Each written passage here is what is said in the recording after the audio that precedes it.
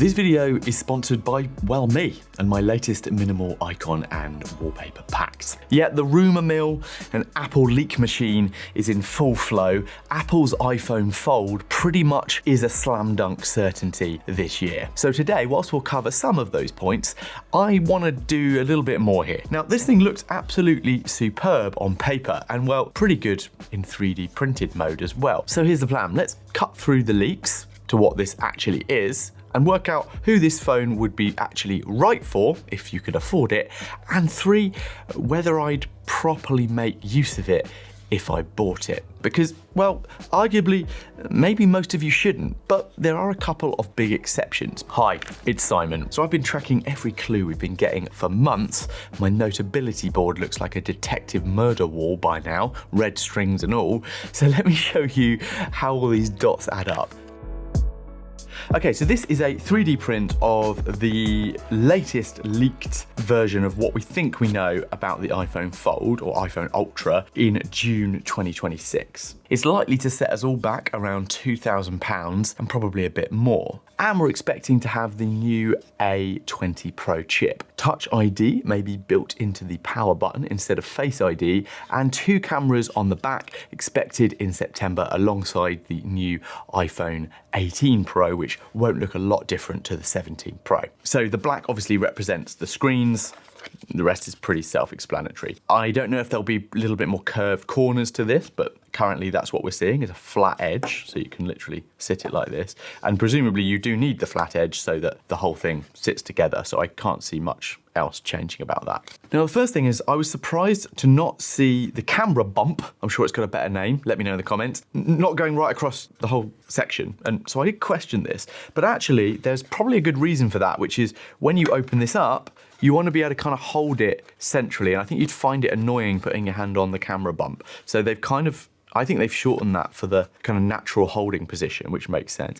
This feels almost exactly like a kind of super pro thin version of the iPad mini. It's kind of great. And actually, interestingly, when you put it vertically like this, it's not that much longer, taller than the iPhone Pro. It probably is about the same as a Max. What's really interesting is I thought I'd find this annoying because it wouldn't allow you to take photographs this way around as easily, but actually it's looking like it's gonna have the power button and the camera control button here, which would make this a very nice little photo setup. You could use it probably easily as the current iPhone. It's incredibly thin once you open it up. That is ridiculous. To be honest, it's even thinner than the iPhone Air. The iPhone Air is clearly a precursor to this. And when you put it next to the iPhone Pro here, the difference in width is really insignificant. You know, I'm always carrying my phone with my Moft tripod wallet on the back.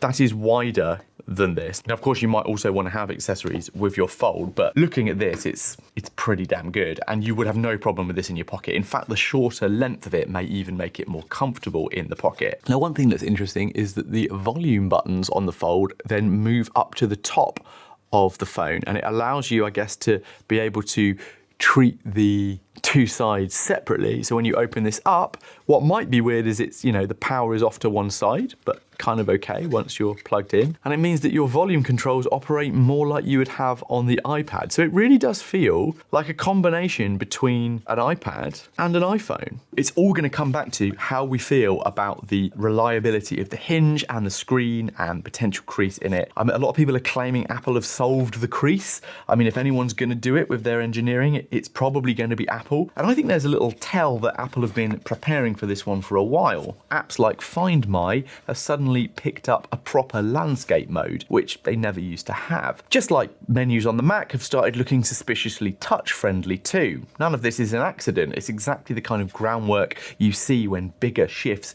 in the hardware and software are coming from Apple. Foldable screens are on the way, and yes, probably touch screens to MacBook Pros this year as well.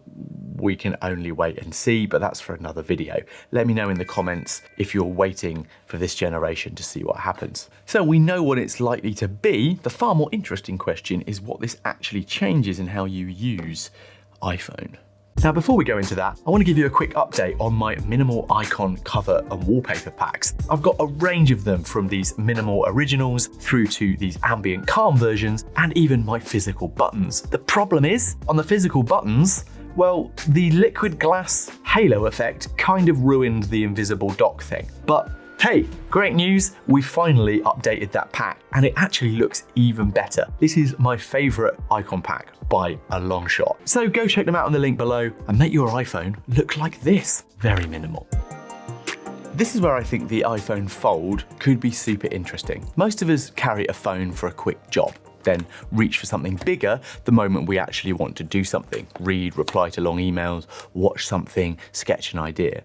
The Fold's whole pitch is likely that the bigger thing is already in your pocket. Unfold it on the train and you're reading it like a book. You could run two apps side by side without having to squint, or it kind of becomes a Kindle. This reminds me of a Kindle screen when it's open like this. And this is the first folding phone where I can actually see myself collapsing two devices into one.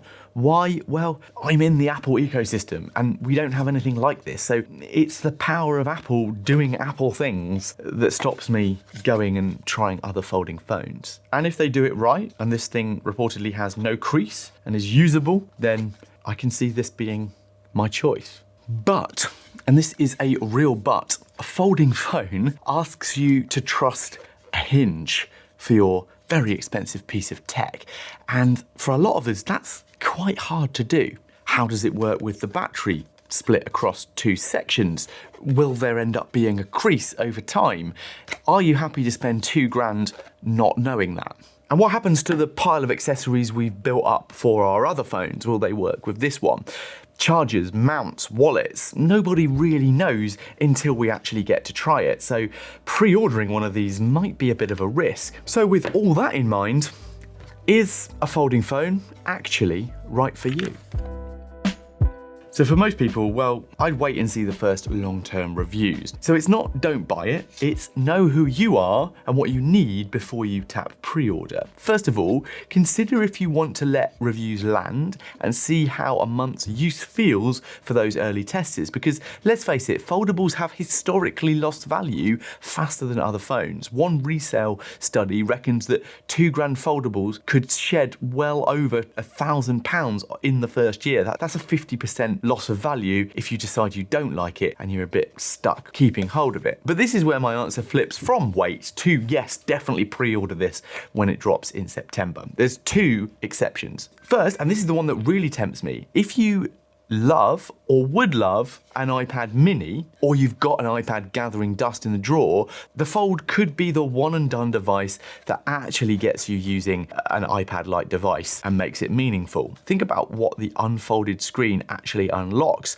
I'd love to open Notability on it, my favorite note-taking app, and have a phone in my pocket suddenly be the thing that allows me to sketch ideas and scribbles notes down to, read documents more easily. That's a mini iPad and a phone all in one. And exception two, if you are on an iPhone 15, 14 or older and you're due a proper upgrade anyway, this is going to be a rare moment where you're likely to be able to view and weigh up the second generation Pro iPhone design with this Fold side by side and see one serious long-term investment in front of you. You're going to get the latest power built for on-device AI and the new Siri, which, by the way, is now actually quite good. Try the surprisingly stable and well put together iOS 27 beta if you haven't yet. Well, let me know your comments on the iPhone Fold. I'll be testing one the moment I can get my hands on it, so subscribe if you'd rather have my honest lived-in verdict before you make a decision.